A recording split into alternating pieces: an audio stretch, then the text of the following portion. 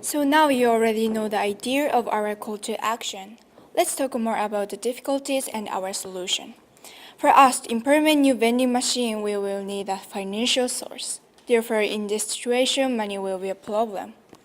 This is true, but in our school community, we have parents who are willing to donate towards a healthier food system for their children. Because the menu is open to change, there will have to be a lot of research and data compiled by the student regarding what they want to eat. The amount of research can be reduced due to frequent use of social media by the students. Therefore, only surveys can be conducted. But the money for the healthy food could be a problem again. This is true again, and therefore we will need parents who are willing to donate towards a healthier food system again. However, it may be possible to get government funding as well. We have two approaches. One is selling healthy food in vending machines that can sell healthy fresh food. According to approach 2, we need some things like access to nutritionists, time and staff, purchase the ingredients, and cooking facility for creating healthy menus for cafeteria lines. Asking nutritionists to come to school and make surveys about students' favorite healthy foods. Nutritionists has to design healthy menus. We need some staff to communicate with nutritionists, and we also need some students to organize the survey, collect and analyze the results. We should choose healthy, fresh ingredients so we can purchase them from fresh markets or school garden. We need a chef for dishes, and we need a place in school where chef can cook, like in a cafeteria kitchen. So let's move on to some successful real-world examples. In France, the school La Lacucci has no vending machines that selling unhealthy food. So compare this to other schools, students there has less access to junk food. But it also brings a problem. Students has no snacks when they feel hungry. In that case, our type of vending machines that are selling healthy food or the tables we have mentioned before will work. For our second approach, namely the healthy menu, I have experienced a very successful example in my school, Suzhou University. Every seminar, we have a survey organized by the Student Union, enable students to choose from a number of nutritionist designed options. Therefore, menus in our cafeteria is varied and healthy, and students are more willing to eat at cafeteria. So, in conclusion, we have two approaches to fulfill our call to action, and we believe both of them are very practical and effective. Thank you. Now introducing our third call to action, who will be focusing on getting the message of health and health foods out there through the mass media. The first solution we chose is to use school newspapers to raise awareness among a young audience. In fact, a lot of schools already have newspapers going around, and we thought it would be a great opportunity to have students writing little articles about health in them. Unfortunately, many teens still think that healthy diets are unsavory and hard to stick to. But through reading newspapers, they can actually learn that it's good for their health and also tasty. We picked this solution because it's very easy to do. For example, you just need to volunteer to write an article, and everyone can do this. While schools and newspapers are addressing the children only, the social media is a way of informing all the people, no matter their age. Now, how many of us does have at least one social media account on Facebook, Instagram, or Twitter? Yeah, as you can see, almost everybody. Almost everybody is aware of the popularity of social media. Now, firstly, we need a startup group of, let's say, 100 people that are aware of the importance of eating healthy. After a while, because people are sharing between friends and families, this will get pretty popular. In the end, we can connect to websites and blogs to spread out the importance of eating healthy. So, what resources do we require in order to achieve and implement our call to action? Firstly, time is required to research and create the fact posts, articles, and recipes, as this is the main content that will educate the public.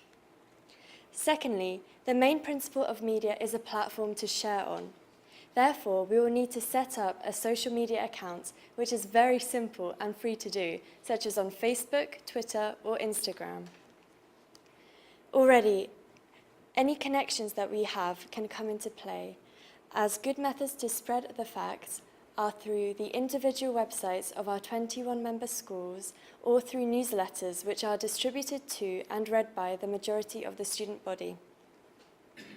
Local newspapers can also be approached to feature our articles or campaign to include more health stories. Finally, the key resources are followers and attention, as we need people to read our message in order for us to have any impact on their health. Although this is difficult to obtain, as we have already explained, there are numerous avenues through which we can do this, including the role that we ourselves and our friends can play to share. The snowball effect occurs very quickly as we gain more attention and reach more people, reminding them of our health-conscious messages every time they check their feed or scroll past their friends' photos. I hate to be the in-house critic, but I'm going to talk about some problems that may arise due to our idea. The first one, quite plain and simply, is a lack of accessibility. I mean, we struggle so much with slow Wi-Fi. What about people with no Wi-Fi? As of right now, less than 1/3 of the world is connected to the internet. And that leaves 4.6 billion people who are unable to see our content. 4.6 billion. Now that number is staggering, and that number is daunting, but it is not demotivating, because the internet can make things go viral. Things can grow from zero to boom pretty quickly. Information spreads fast, and information spreads wide, and this is what we are relying upon. Further, the number of people who are joining the internet is growing day by day, and that gives us hope. The second problem is a lack of interest. To put it simply, people get bored. And it's important to have, and it's almost impossible to have your audience's attention from the beginning till the end, unless of course you're a TV show Friends, 10 magical seasons. But to captivate your audience is a hard task. But then again, social media has given us a solution by the fact that it grows exponentially, not arithmetically. So if we right at the beginning serve up good quality content and allow the audience to garnish it with their likes and comments, then we have the recipe for a really good social media page. And sure, the barrier of social media may be hard, but the barrier has been broken before. And with a lot of oomph and a lot of force, we can break the barrier again. The third problem is one that hasn't emerged yet, but something we are worried about: the growth of a new trend. As of right now, the emphasis is on organic food, which in turn results in an emphasis on healthy food. But as PPAP came in, Gangnam Style went out. And we are scared that a trend in which food is praised for its looks will overtake one in which is praised for its healthy values. That healthy food and organic food, which is in its zenith as of now, will be forced to turn towards its nadir. But with millions of organizations worldwide promoting and spreading the message and importance of health and healthy food, we are sure and we can hope that that day will never come. So, the first benefit of the establishment of a social media account is that people would become healthier. So, how can a mere social media account impact people to change their lifestyles and become healthier? So, our social media account is going to post disturbing facts and statistics regarding the consumption of unhealthy food. This will make people become more aware of what they eat, and they will become more selective and careful in choosing the foods they consume. Let's say, for example, in this slide over here, there is a fact about the consumption of sugary drinks. If people become aware about its horrendous effects towards our health, they will definitely become more careful and would reduce the consumption of unhealthy sugary drinks. And then our social media account would also post healthy recipes which are not only healthy but delicious as well. These days, people are actually eating unhealthy food not because they do not want healthy food, but because they have a preference in taste. With these recipes which which are not only healthy but also delicious, people would become more interested in shifting to a more healthy diet. And then finally, our social media account will be very easy to access, just a click of a mouse in the internet, and then it is also free to access, free of charge, and also it is very easy to understand because its contents will be written in very simple English that people of all educational backgrounds will easily understand our content. Next, I'm going to talk about the second benefit of this system, which is connecting people. People who are interested in food, cooking, and health can contact with each other through this system. They can exchange thoughts and also give advices to each other. They can share new information and share recipes, such as healthy food recipes. And these interactions will increase, and eventually the frequency of this interaction increases, and later they will be able to implement this information to their daily meals. As a result, the people who interact through this account will not only be healthy, but also get to meet new people that has the same interests with them. Next, I would like to talk about the example of the solution, which is FoodWatch. FoodWatch is a non-government organization that focuses on protecting consumer rights pertaining to food quality.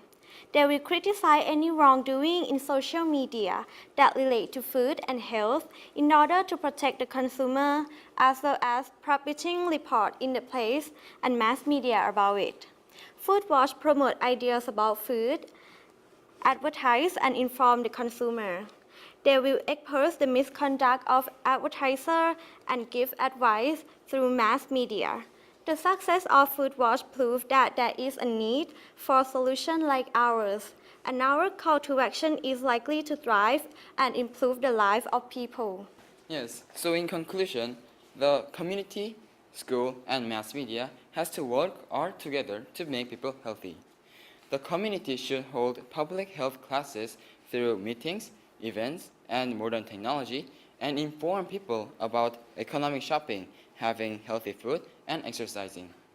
For the school should eradicate vending machines which sell junk foods and replace them with healthy foods. Also, they should employ nutritionists and make them survey the students and get the results to their daily meals, and make students more happier about these meals and even healthier and more satisfied.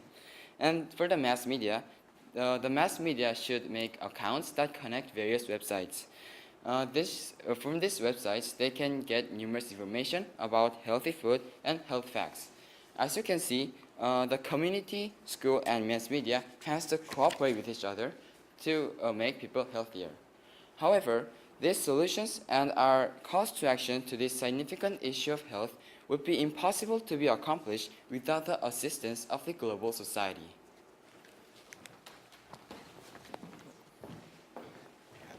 So these are our 3 calls to action. I hope you can take something away from our presentation and bring it back to your communities and your schools. Thank you so much for listening, and we hope you enjoyed your delicious experience.